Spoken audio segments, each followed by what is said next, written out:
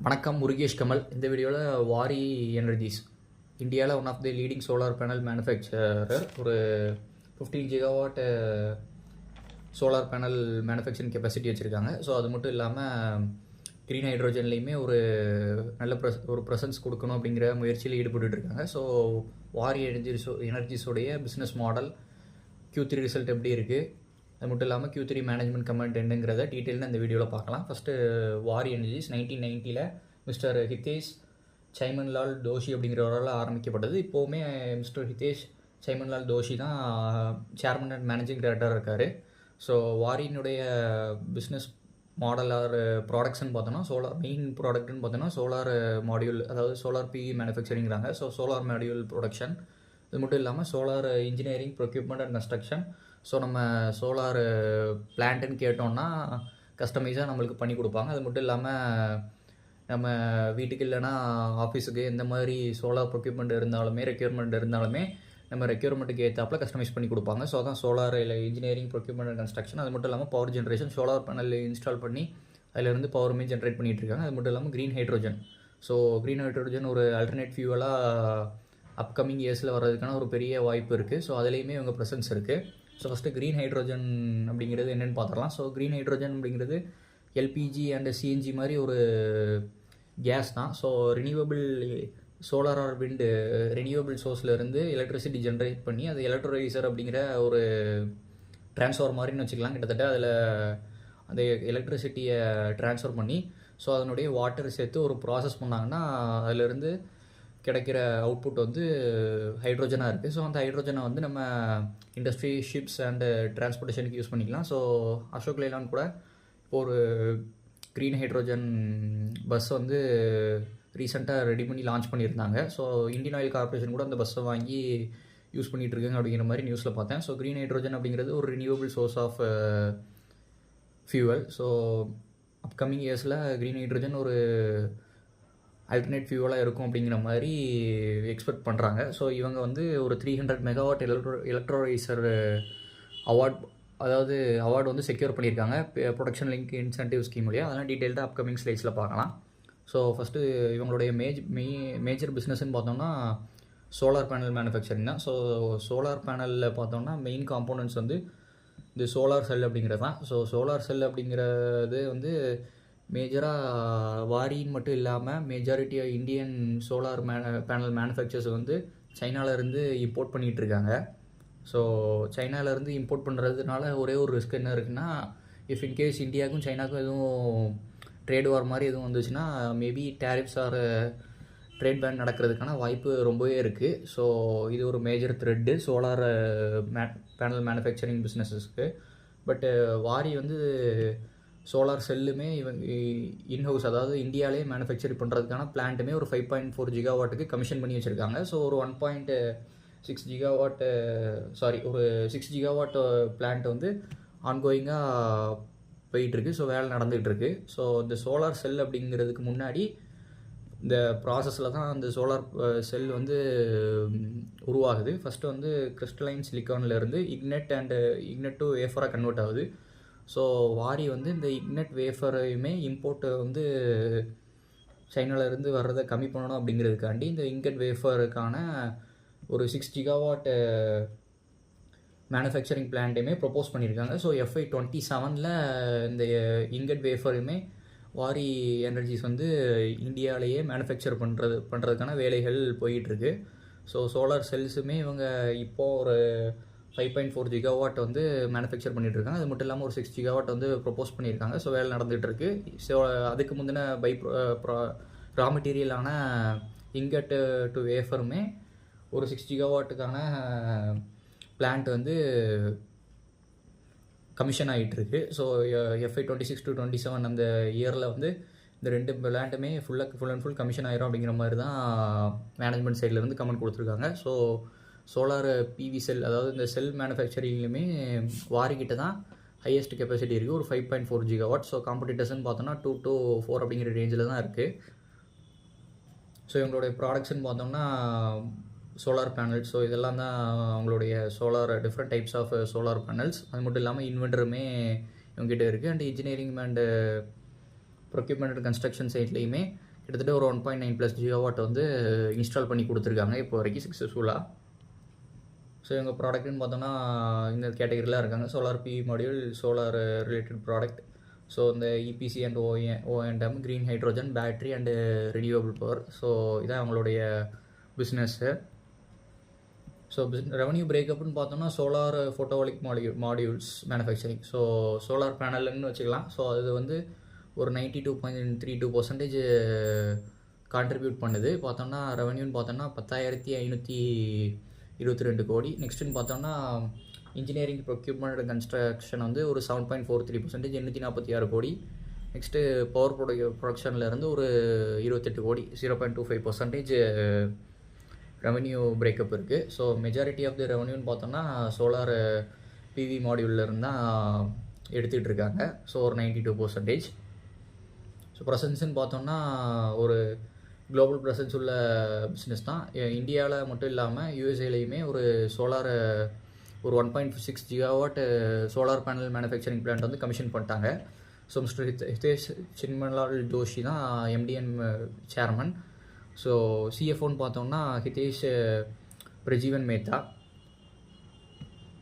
இந்த ஸ்லைடில் பார்த்தோன்னா ஒரு க்ரீன் ஹைட்ரோஜனுக்கான 300 மெகாவாட் கெப்பாசிட்டி எலக்ட்ரோலைசர் வந்து செக்யூர் பண்ணியிருக்காங்க அப்படின்னு ப்ரொடக்ஷன் இன்சென்டிவ் ஸ்கீமில் நான் முதலே சொல்லியிருந்தேன். ஸோ அதை வந்து Q3 ப்ரெசன்டேஷனில் கொடுத்துருந்தாங்க. அது மட்டும் இல்லாமல் யூஎஸில் வந்து இந்த 1.6 ஜிகாவாட் மேனுஃபேக்சரிங் பிளான்ட்டை வந்து கமர்ஷியல் ப்ரொடக்ஷன் வந்து ஸ்டார்ட் ஆகிடுச்சு February மந்தில். அது மட்டும் இல்லாமல் FY 2025-26க்குள்ளே இன்னும் அடிஷ்னலாக யூஎஸில் வந்து ஒரு 3 ஜிகாவாட்டை வந்து எக்ஸ்பேண்ட் பண்ணுறோம் அப்படிங்கிற மாதிரியும் மேனேஜ்மெண்ட் சைட்லேருந்து ப்ரெசன்டேஷனில் கொடுத்துருக்காங்க. ஸோ டோட்டலாக பார்த்தோம்னா ஒரு 4.6 ஜிகாவாட் FY 26-27 ஒரு 5 ஜிகாவாட் வந்து FY 26-27 கெப்பாசிட்டி மேனுஃபேக்சரிங் கெப்பாசிட்டியே இருக்கும் அப்படிங்கிற மாதிரி வாரி சைட்லேருந்து சொல்லியிருக்காங்க. யூஎஸ்ஏலேயே மேனுஃபேக்சரிங் பிளான்ட் இருக்கிறதுனால இன்கேஸ் ட்ரம்ப் வந்து எதுவும் இம்போர்ட் ரெஸ்ட்ரிக்ஷன் எதுவுமே கொடுத்தாலுமே வாரிக்கு வந்து அது வந்து ஒரு பெரிய பர்டனாக இருக்காது. பிகாஸ் அவங்க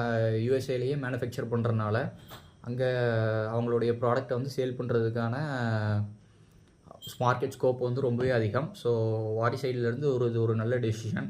ஒரு குளோபல் எக்ஸ்போஷர் வந்து பிஸ்னஸ் எக்ஸ்போர்ட் மட்டும் பண்ணுறது இல்லாமல் அங்கேயே ஒரு ப்ரொடக்ஷன் பிளான்ட் போட்டது. ஸோ ப்ரொஜெக்டட் கெப்பாசிட்டின்னு பார்த்தோம்னா முன்னாடி சொன்ன மாதிரி இக்னட் வேஃபர் வந்து ஒரு FY 26-27 ஒரு 6 ஜிகாவாட் ஆகும். சோலார் செல் வந்து ஒரு 11.4 ஜிகாவாட் ஆகும். சோலார் மாடியூல் வந்து ஒரு 21 ஜிகாவாட் ஆகும் இருக்கும் அப்படிங்கிற மாதிரி சொல்லியிருக்காங்க. ஸோ ரெவன்யூன்னு பார்த்தோம்னா கான்ஸ்டண்ட்டாக கேபிட்டல் எக்ஸ்பெண்டிச்சர் பண்ணிக்கிட்டே இருக்கிறனால இவங்களுடைய ரெவன்யூ வந்து கூடிக்கிட்டே இருக்குது. ஸோ FY 23-24 பார்த்தோம்னா ஒரு 6,750 கோடி அப்படிங்கிற ரேஞ்சில் இருந்து 11,397 கோடி, கிட்டத்தட்ட அப்படியே 100 டைம்ஸ் வந்து, அதாவது ஒரு டபுளாக இருக்குது ரெவன்யூ மட்டுமே. ஸோ கேபெக்ஸ்ன்னு பார்த்தோம்னாலுமே ஒரு 1,229 கோடி. ஸோ கேபிட்டல் எக்ஸ்பெண்டிச்சர் வந்து இந்த பிளான்ட்டெல்லாம் கமிஷன் பண்ணுற வரைக்கும் அதிகமாக தான் இருக்கும். ஸோ நெட் ப்ராஃபிட்னு பார்த்தோம்னா 500 கோடியிலேருந்து 1,274 கோடி. ஸோ ஒரு நல்ல க்ரோத் காட்டியிருக்காங்க. EBITDA அண்டு ROE எல்லாமே நல்ல பர்சன்டேஜில் இருக்குது. So ROE 42.21 and ROE 13.61 double டிஜிட்டில் இருக்குது. நல்லது தான், நல்ல மெட்ரிக் தான். ஏர்னிங் பர் ஷேர்னு பார்த்தோன்னா 21 ரூபாயிலேருந்து 48 ரூபா இருக்குது. ஸோ ரெவன்யூ ப்ராஃபிட் எல்லாமே கூடுறதுனால ஏர்னிங் பர் ஷேருமே அப்படி டபுளாக இருக்குது.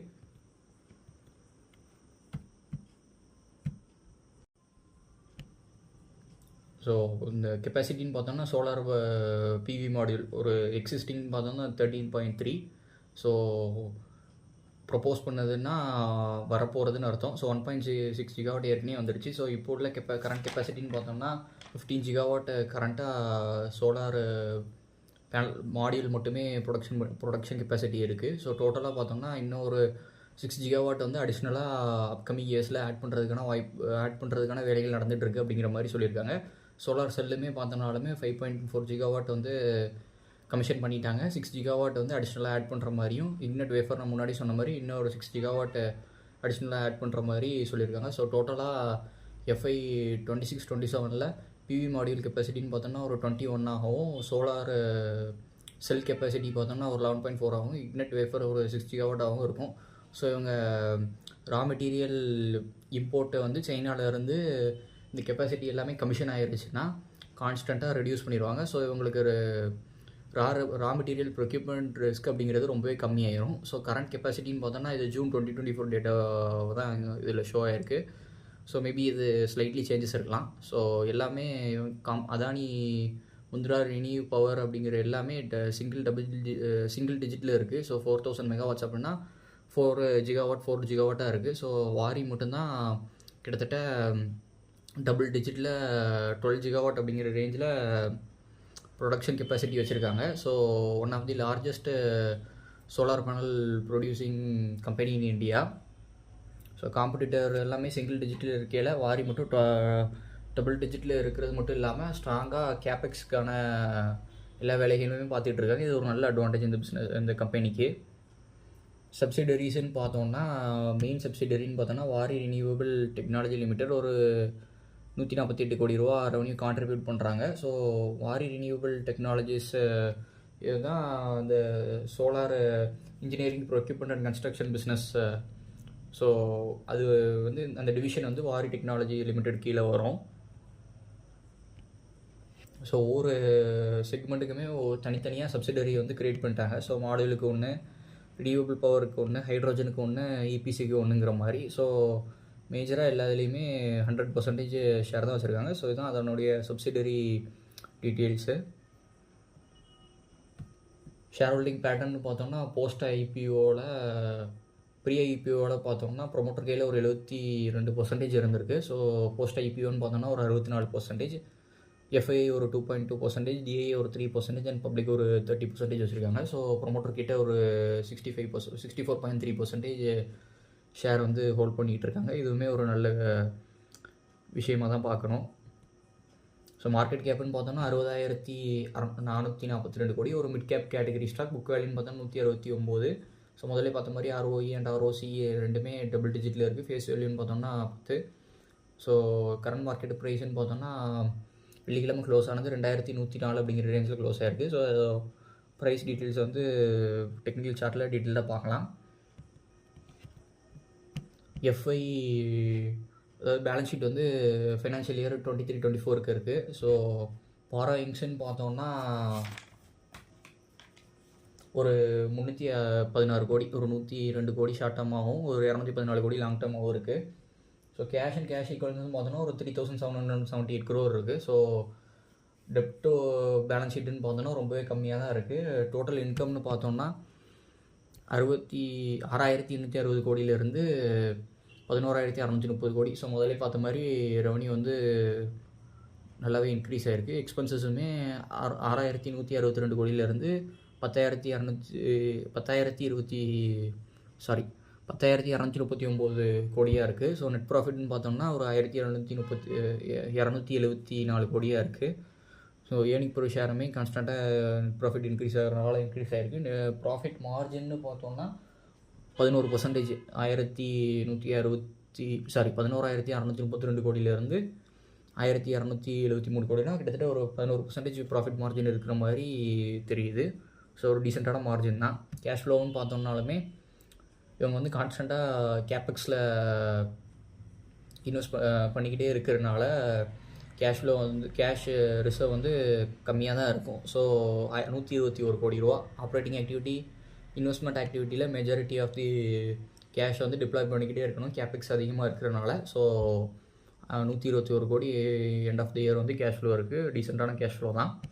ஸோ அதர் இன்கம் டீட்டெயில்ஸ்னு பார்த்தோம்னா இன்ட்ரெஸ்ட் இன்கம் வந்து ஒரு 150 கோடி இருக்குது. ஸோ மேஜர் அதர் இன்கம்னு பார்த்தோம்னா அதான். பிகாஸ் ஒரு 3,278 கோடி கேஷ் அண்ட் கேஷ் ரிசர்வ் வச்சுருக்காங்க. அதை பேங்க்கில் வந்து டெபாசிட் வச்சுருந்துருப்பாங்க. ஸோ அதுக்கு வந்து இன்ட்ரெஸ்ட்டாக தான் இருக்கும்.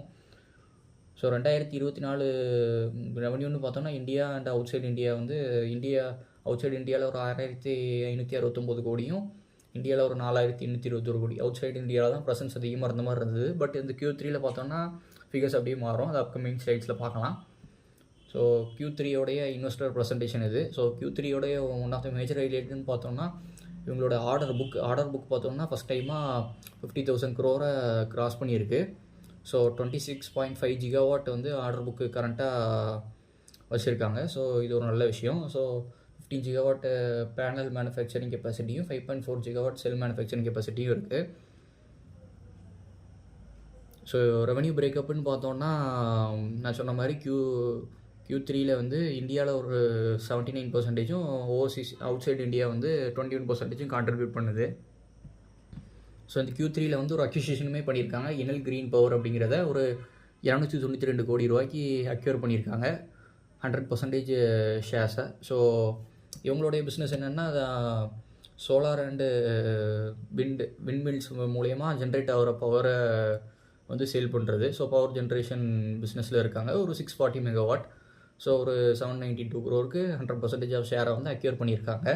ஸோ எனல் கிரீன் பவருமே இதனுடைய சப்சிடரி லிஸ்ட்டில் ஜாயின் ஆயிரும்.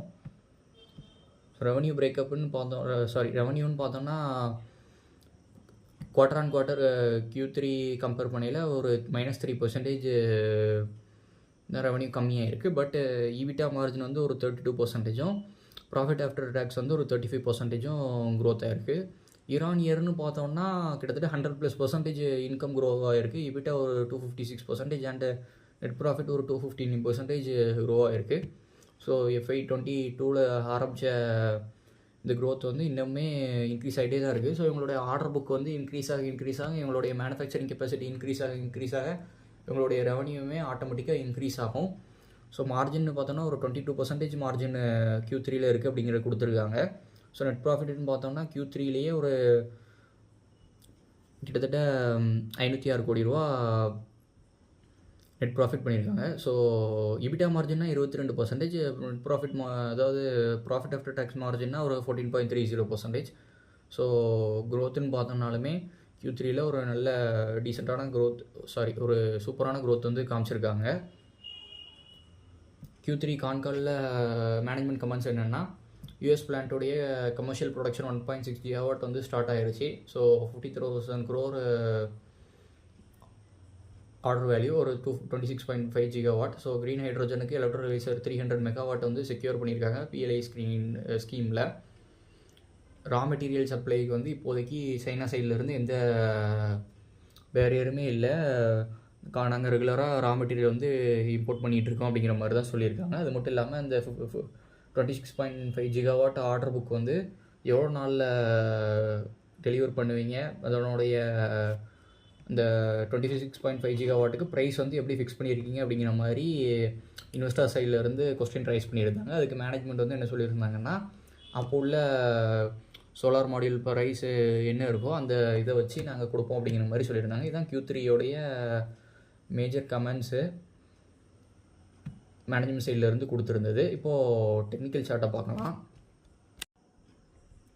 ஸோ டெக்னிக்கல் சைடுன்னு பார்த்தோம்னா ஒரு 1500 அப்படிங்கிற ரேஞ்சில் அக்டோபர் மந்த் வந்து IPO இஷ்யூ பண்ணியிருந்தாங்க. ஸோ IPO கிடச்சிருந்ததுன்னா லிஸ்டிங் பார்த்தோம்னா ஒரு 2300 அப்படிங்கிற ரேஞ்சில் லிஸ்ட் ஆகிட்டு ஒரு 3741 கிட்டத்தட்ட ஒரு 62% இன்க்ரீஸ் ஆகி 3700 அப்படிங்கிற ரேஞ்ச் வரைக்கும் போயிட்டு இப்போது மார்க்கெட் கீழே இறங்குனதில் வேல்யூஷன் கரெக்டாகி 2100 அப்படிங்கிற ரேஞ்சில் க்ளோஸ் ஆகிருக்கு. ஸோ 2027 அப்படிங்கிறது ஆல் டைம் லோ. மேபி அதை பிரேக் பண்ணி மார்க்கெட்டினுடைய சிச்சுவேஷன் வந்து செல் ஆஃப் கண்டினியூ ஆச்சுன்னா கீழே வர்றதுக்கான வாய்ப்புகள் ரொம்ப அதிகம். ஸோ வேல்யூஷன் பார்த்துட்டு உங்களுடைய ஓன் அனலைஸ் பண்ணிட்டு இன்வெஸ்ட் பண்ணலாமா வேண்டாமா அப்படிங்கிறத டிசைட் பண்ணிக்கோங்க. பட்டு ஃபண்டமெண்டல் வைஸ் வந்து பிஸ்னஸ் நல்லா இருக்குது. எக்ஸ்பேன்ஷன் வந்து கண்டினியூவாக பண்ணிக்கிட்டே இருக்காங்க. ஸோ கன்க்ளூஷன் பார்த்தோன்னா ஃபண்டமெண்டல் வந்து ஸ்ட்ராங்காக இருக்குது. ஸோ ஃபியூச்சர் ப்ரொஜெக்ஷனுமே நல்லாயிருக்கு. கேபெக்ஸ்ன்னு பார்த்தோம்னா ஸ்பெண்ட் பண்ணிக்கிட்டே இருக்காங்க. ஸோ ஆர்டர் புக்குமே நல்லாயிருக்கு. ப்ரெசன்ஸ் பார்த்தோம்னா குளோபல் ப்ரெசன்ஸ் இருக்குது. ஸோ USA ஒரு மேனுஃபேக்சரிங் பிளான்ட் வச்சுருக்காங்க. ரினியூவபிள் எனர்ஜி செக்மெண்ட்டில் இருக்குது. ஸோ FY23 நெட் ஜீரோ டார்கெட்டை அட்டைன் பண்ணணும்னு சொல்லி இந்தியன் கவர்மெண்ட் வந்து கான்ஸ்டண்ட்டாக ஒர்க் பண்ணிகிட்டு இருக்காங்க. ஸோ அதுக்கு one of the major contribution வந்து விண்ட் அண்டு சோலார் எனர்ஜி சைட்லேருந்து கொடுத்து அதை சப்போர்ட் பண்ணிக்கிட்டு இருக்காங்க. ஸோ இந்த பிஸ்னஸ் வந்து ஃப்யூச்சர்லேயுமே ஓரளவுக்கு நல்லாயிருக்கும் அப்படிங்கிற மாதிரி தான் நான் கருதுகிறேன். ஸோ இந்த வீடியோ ஒரு எஜுகேஷனல் பர்பஸ்க்காக மட்டுமே உங்களுடைய ஓன் அனலைஸ் பண்ணிட்டு இன்வெஸ்ட்மெண்ட் டிசிஷன்ஸ் எடுங்க. ஸோ இந்த வீடியோ உங்களுக்கு ஒரு பயனுள்ள வீடியோ அமைஞ்சிருக்கும்னு நான் நம்புகிறேன். மேலும் இது போன்ற நல்ல பயனுள்ள வீடியோவில் சந்திக்கிறேன். நன்றி, வணக்கம்.